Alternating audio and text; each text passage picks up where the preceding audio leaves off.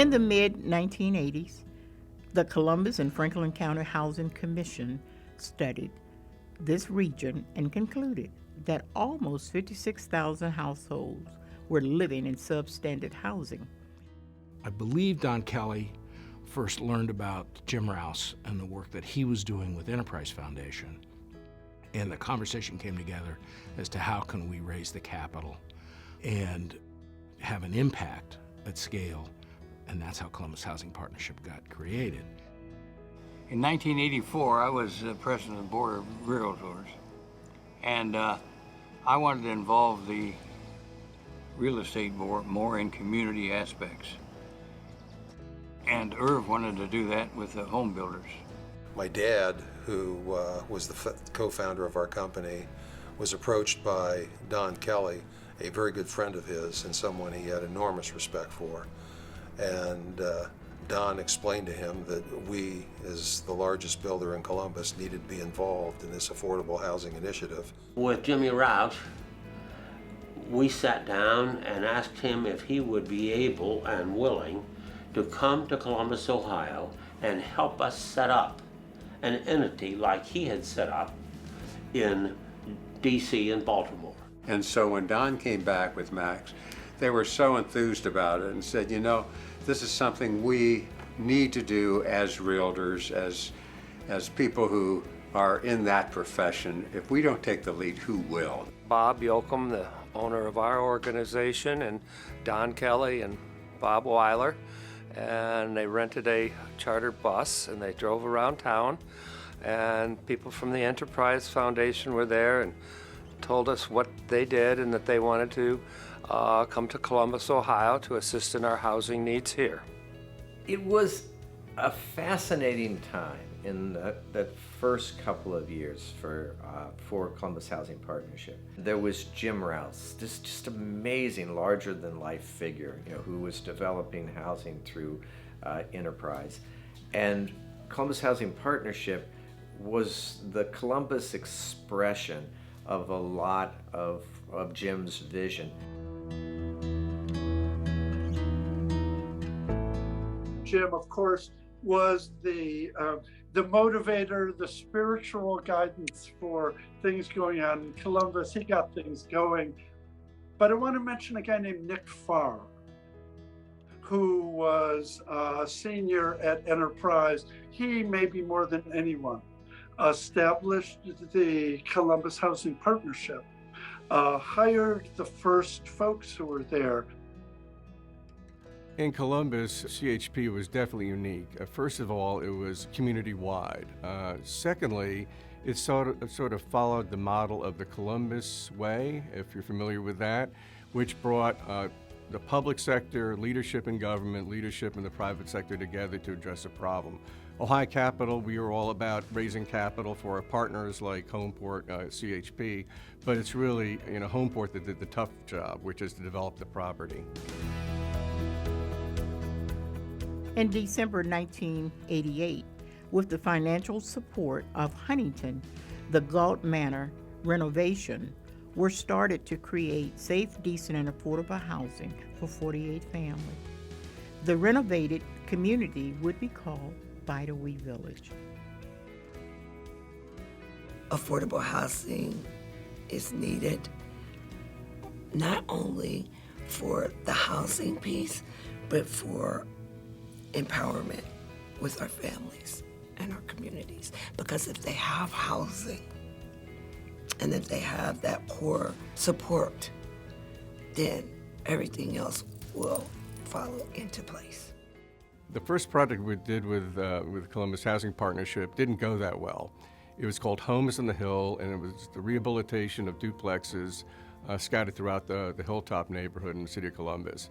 In those days, we really just getting started. We didn't know what we were doing, to tell you the truth. Neither the folks at Ohio Capital or CHP. We didn't do enough rehab. We underestimated the operating costs. But at the end of the day, both CHP and Ohio Capital stepped up to make sure it was successful.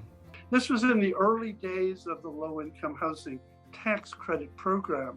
And so CHP then got its start doing tax credit deals. The Enterprise Foundation was working in Columbus really to do two things. One was to establish a high production nonprofit that would produce affordable housing and continue on producing affordable housing.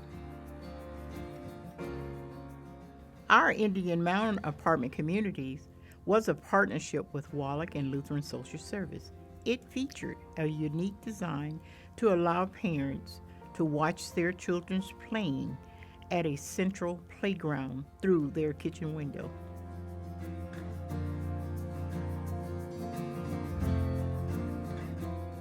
Emerald Glen was a special community. It was named after the Emerald City in The Wizard of Oz, and Don Kelly commissioned t-shirts that said, "If we only have the brains, the heart, and the courage, everyone would have a home." Currently, 130 families reside there.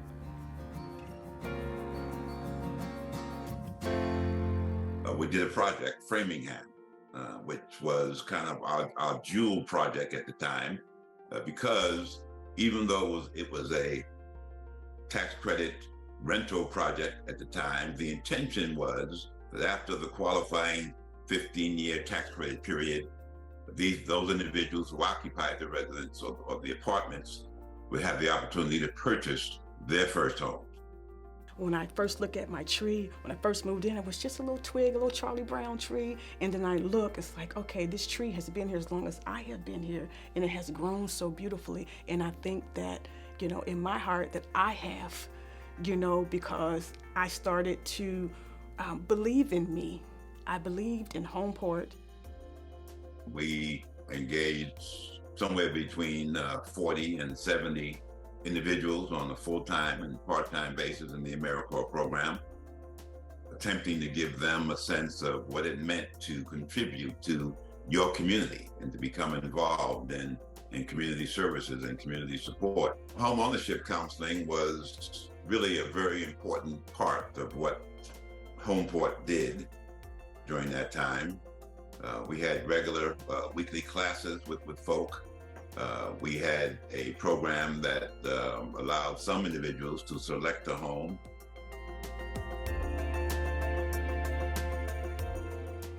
So NeighborWorks America approached us to become a member of their organization. This would be important as a way to have additional training opportunities for staff. They have grants, and they are a national presence with policy making. So fast forward to mid-2000s, there's a growing senior population in the community. And what we saw was that there were people living in Homeport communities who were now single. Their children had grown up, either in school themselves or their own lives. And what happens to people who need affordable housing as they age? So Homeport decided to create its first affordable housing community for seniors, and that was Fieldstone. That was a huge success. It would be nice if there could be more people could move into a facility like this and just have the joy in them that I have. Wake up in the morning satisfied, go to sleep at night satisfied. It was a vision of mine after traveling to Cleveland to see that the city of Cleveland, along with the council people and folks up there, created an urban parade of homes right in a tough area off of 55th over on the east side of Cleveland. And so I said, hey, why can't we do this in Columbus, Ohio? Because if we put the land together and find the people, I think we can build it. So came back to Columbus, looked on a map, and saw a particular street where there was one or two owners that had multiple properties, along with the city of Columbus. I called my friends at Homeport. A.B. Clayman was the CEO at the time, and Maud Hill, and a gentleman named Craig Murphy. My role was to create the homeownership division. So anything that we built or renovated that was for sale, it was built and renovated for affordable homeownership opportunities. And we created a model which was, rather than just do a house here, a house there, and they were scattered, we decided to go deep into a place. And I never forget that when we started our first house there, a woman up the street said, "You'll never sell a house here. You'll never sell a house." Well, we rebuilt 21st Street, 20th Street, Miami, 22nd Street, and physically rebuilt the infrastructure of those streets, those alleys, and then built homes that were for sale, that were affordable, both new builds and renovated. Created the first LEED certified home in the state of Ohio at the time, platinum level home. Those homes sold, and it took time. It wasn't easy, but we built a vision for the future, and I think that that's what people have benefited from today. Our work is about keeping people in place. We also found grants, and we're making lots of improvements to their homes, their roofs, porches, windows, door, all the things that we could do to help. Homeport, at different times, they put 5 windows in for me to begin with, and because of their generosity, I was able to add 2 myself. If I ever had the opportunity, I want to make a difference. Lo and behold, years later, I became the mayor. And Marie Moreland was the mayor of American Addition. And so after she struggled over the years trying to get attention and trying to get resources, I said, "I'm your partner." She also reached out to Homeport and said, "We need housing." So we partnered with this neighborhood group and began acquiring property for the whole neighborhood. And then we partnered with the city of Columbus and Mayor Coleman at the time around an investment to redevelop all the infrastructure for the entire neighborhood. And that took a really long time. It was a really valuable lesson I learned about alignment. And we had a lot of champions within the city that helped us get there. We realized that when people come to buy homes, they don't want to purchase from what sounds like an institution, Columbus Housing Partnership. Working with an ad agency, we came up with the name Homeport as a way to describe the sale division of the organization.